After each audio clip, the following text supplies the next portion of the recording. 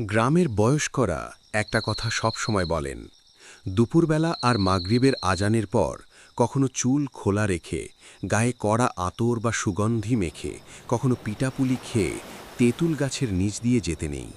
কারণ ওই সময়টাতে জিনেরা নিচে নেমে গাছের ডালপালাতে এসে বসে। আজকের গল্পটা কোনো কাল্পনিক গালগল্প নয়, ৮০-র দশকে ঘটা এমন এক সত্য ঘটনা যা আজ ৪০ বছর পরও ওই গ্রামের মানুষের রাতের ঘুম কেড়ে নেয়। আজ লস্ট টেলসে আমরা ফিরে যাব সেই কুপিবাতি আর হারিকেনের যুগে। শুনব এমন এক কনের গল্প যে শ্বশুরবাড়ি পৌঁছেছিল ঠিকই, কিন্তু ইয়ারফোনটা শক্ত করে কানে গুজে নিন। রুমের জানালা বন্ধ তো? চলুন শুরু করা যাক আজকের হাড় হিম করা সত্য ঘটনা, আছর। সময়টা ১৯৮৪ সাল। তখন গ্রামে বিদ্যুৎ আসেনি। সন্ধে নামলেই হারিকেনের আলো আর ঘুটঘুটে অন্ধকার। রফিকের সাথে রাবেয়ার বিয়েটা হয়েছিল খুব ধুমধাম করে। রাবেয়া দেখতে অসম্ভব রূপবতী, তার একমাথা ঘন কালো চুল। বিয়ের পরদিন বিকেলে পালকিতে করে নতুন বউ রাবেয়াকে নিয়ে যাওয়া হচ্ছে রফিকের বাড়ি, সাথে রফিক এবং দুজন বেহারা। গ্রামের মেঠো পথ, দুপাশে ঘন বাঁশ ঝাড় আর ধান ক্ষেত। রফিকের বাড়ি পৌঁছনোর ঠিক আগে পরে গ্রামের সবচেয়ে পুরনো আর বিশাল তেঁতুল গাছটা। গাছটার ডালপালা এতই ছড়ানো যে দিনের বেলাতেও ওখানে রোদ ঢোকে না। ঠিক যখন পালকিটা ওই তেঁতুল তলায় পৌঁছল, দূর থেকে ভেসে এলো মাগরিবের আজানের ধ্বনি। রাবেয়া পালকির ভেতর গরমে হাঁপিয়ে উঠেছিল। সে তার মাথার ঘুমটা নামিয়ে চুলগুলো খুলে দিয়েছিল বাতাস পাওয়ার জন্য, আর তার গায়ে মাখানো ছিল কড়া চামেলি ফুলের সুবাস। গ্রামের মানুষের বিশ্বাস, খোলা চুল আর কড়া সুগন্ধি হল খারাপ জিনদের সবচেয়ে প্রিয় আমন্ত্রণপত্র। হঠাৎ করেই দমকা হাওয়া বইতে শুরু করল। বেহারারা পালকির ওজন সামলাতে না পেরে মাটিতে নামিয়ে রাখল। রফিক পালকির কাছে গিয়ে দেখল রাবেয়া ভয়ে কাঁপছে, তার চোখ দুটো বড় বড়। কি হয়েছে রাবেয়া? রফিক জিজ্ঞেস করল। রাবেয়া ফিসফিস করে বলল, গাছের ওপর থেকে কে যেন আমার নাম ধরে ডাকল আর বলল, তুই অনেক সুন্দর। রফিক বিষয়টাকে মনের ভুল বলে উড়িয়ে দিল, কিন্তু সে জানত না ওই তেঁতুলতলা থেকে পালকিতে রাবেয়া একা ওঠেনি। রফিকের বাড়িতে পৌঁছনোর পর প্রথম কয়েক ঘণ্টা সব ঠিকই ছিল, কিন্তু রাত বাড়ার সাথে সাথে রাবেয়ার আচরণ বদলাতে শুরু করল। রাত ২টো, সবাই সারা দিন ক্লান্তির পরে ঘুমে মগ্ন। হঠাৎ রফিকের ঘুম ভেঙে গেল। সে দেখল রাবেয়া বিছানায় নেই, ঘরের দরজা খোলা। রফিক হারিকেনটা হাতে নিয়ে বাইরে এলো।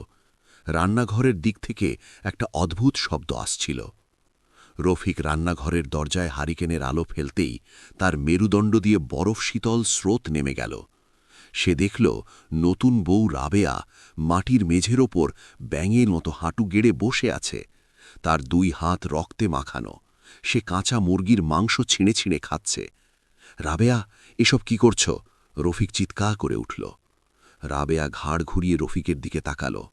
তার চোখ দুটো মানুষের মতো নেই, চোখের মণিগুলো সাপের মতো সরু হয়ে গেছে। আর তার গলা দিয়ে যে স্বর বেরোল তা কোনো মেয়ের নয়, এক বয়স্ক কর্কশ পুরুষের গলা। ও তোর বউ নয়, ও এখন আমার। ওই তেঁতুল তলায় আমি ওকে কবুল করেছি। পরদিন সকালে গ্রামে হুলস্থুল পড়ে গেল। রাবেয়াকে ৪ জন মিলে শিকল দিয়ে উঠোনের খুঁড়ির সাথে বেঁধে রেখেছে। সে অস্বাভাবিক জোরে দাপাদাপি করছে, যা কোনো সাধারণ মেয়ের পক্ষে সম্ভব নয়। গ্রামের সবথেকে নামকরা ওঝা কেরামত আলীকে খবর দেওয়া হল। কেরামত আলী উঠোনে পা রেখেই থমকে দাঁড়ালেন। তিনি দেখলেন রাবেয়া খুঁটির সাথে বাঁধা অবস্থাতেই মাটি থেকে প্রায় ১ ফুট শূন্যে ভাসছে। কেরামত আলী আগুনের মালসায় শুকনো লাল মরিচ আর সর্ষে পোড়াতে শুরু করলেন। ধোঁয়ায় চারপাশে ভরে গেল। কে তুই? কোথা থেকে এসেছিস? কেরামত আলী সর্ষে পোড়া ছিটিয়ে চিৎকার করলেন। রাবেয়া, যার ভেতর জিন ভর করেছে, পৈশাচিক হেসে উঠল। আমি অনেক পুরনো, তোদের বাপ দাদারাও আমাকে চেনে। ওর খোলা চুল আর চামেলির গন্ধ আমাকে ডেকেছে। আমি ওকে ছাড়ব না, ওকে আমি আমার দুনিয়ায় নিয়ে যাব। কেরামত আলী নিজের জীবনের সর্বোচ্চ বিদ্যা প্রয়োগ করলেন। ঘণ্টার পর ঘণ্টা চলল লড়াই। কোলানের আয়াত, ধোয়া আর পবিত্র জলের ছিটায় একসময় জিনটা দুর্বল হতে শুরু করল। রাবেয়া হঠাৎ একটা বিশাল চিৎকার দিয়ে মাটিতে লুটিয়ে পড়ল। তার মুখ থেকে গ্যাজলা বেরোচ্ছে। কেরামত আলী হাঁফিয়ে হাঁফিয়ে বললেন, ছেড়ে গেছে। ওটাকে আমি বোতলে বন্দি করে নদীর ওপারে পুঁতে দিয়ে আসব। মেয়েটাকে ঘরে নিয়ে গিয়ে শুইয়ে দে। সবাই স্বস্তির নিঃশ্বাস ফেলল।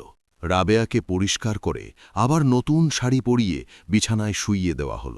রফিক সারা রাত বউয়ের হাত ধরে বসে রইল। কখন যে ক্লান্তিতে রফিকের চোখ লেগে এসেছিল সে নিজেও জানে না।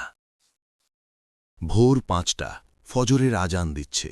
রফিকের হঠাৎ ঘুম ভেঙে গেল এক কনকনে ঠান্ডায়। সে অনুভব করল তার হাতের মুঠোয় রাবেয়ার হাতটা নেই। সে ধর্মর করে উঠে বসল। বিছানা ফাঁকা, কিন্তু বিছানার ঠিক মাঝখানে রাবেয়ার পরনের লাল বেনারসি শাড়ি, হাতের বালা, গলার হার সবকিছু এমনভাবে গোল করে সাজানো যেন কেউ শরীর থেকে অদৃশ্য হয়ে গেছে, আর পোশাকগুলো সেখানেই পড়ে আছে। রফিক পাগলের মতো সারা বাড়ি খুঁজল। পুরো গ্রাম তন্ন তন্ন করে খোঁজা হল। হঠাৎ পুকুর ঘাটের কাছে কাঁদার ওপর কিছু পায়ের ছাপ পাওয়া গেল। কিন্তু পায়ের ছাপগুলো অদ্ভুত। সেগুলো সামনের দিকে নয়, উল্টো দিকে হাঁটার ছাপ, অর্থাৎ পেছনের দিকে গোড়ালি। ছাপগুলো তেঁতুল গাছের দিক থেকে শুরু হয়ে সোজা পুকুরের গভীর জলের দিকে গিয়ে শেষ হয়েছে। পুকুরে জাল ফেলা হলো, ডুবুরি নামানো হলো, কিন্তু রাবেয়ার কোনো খোঁজ পাওয়া গেল না। সে কোথায় মিলিয়ে গেল, কিভাবে ওই ঘর থেকে বেরোল, তা আজও এক অমীমাংসিত রহস্য। গ্রামের মানুষ আজও বিশ্বাস করে কেরামত আলী জিনটাকে তাড়াতে পারেননি। জিনটা সবাইকে ধোঁকা দিয়ে রাবেয়াকে সশরীরে নিজের জগতে নিয়ে গেছে। আজও মাঝরাতে ওই তেঁতুল গাছের নিচ দিয়ে কেউ গেলে বাতাসে চামেলি ফুলের গন্ধ পাওয়া যায়, আর শোনা যায় কোনো এক মেয়ের ফিসফিসানি, আমি তো ফিরতে চেয়েছিলাম, কিন্তু ও আমাকে ছাড়ল না। বিজ্ঞান হয়তো একে স্লিপ ওয়াকিং বা মানসিক রোগ বলবে, কিন্তু যারা সেদিনের সেই উল্টো পায়ের ছাপ দেখেছিল তারা জানে আমাদের এই চেনা জগতের বাইরেও এমন এক অন্ধকার জগৎ আছে যা মাঝে মাঝেই আমাদের দুনিয়ায় হাত বাড়ায়। বন্ধুরা, আজকের এই সত্য ঘটনা অবলম্বনে তৈরি আসর গল্পটি আপনাদের কেমন লাগল? আপনার গ্রামেও কি তেঁতুল গাছ বা খোলা চুল নিয়ে এমন কোনো বিশ্বাস আছে? কমেন্ট বক্সে আপনার অভিজ্ঞতা শেয়ার করুন। গল্পটি ভালো লাগলে ভিডিওটিতে একটি লাইক দিন, আর এরকম হাড় হিম করা আসল ভৌতিক গল্প প্রতি সপ্তাহে শোনার জন্য লস্ট টেলস চ্যানেলটি সাবস্ক্রাইব করে বেল আইকনটি অন করে রাখুন। মনে রাখবেন, সন্ধ্যার পর একা একা নির্জন পথে হাঁটার সময় যদি চামেলি ফুলের গন্ধ পান, তবে পেছন ফিরে তাকাবেন না। শুভরাত্রি।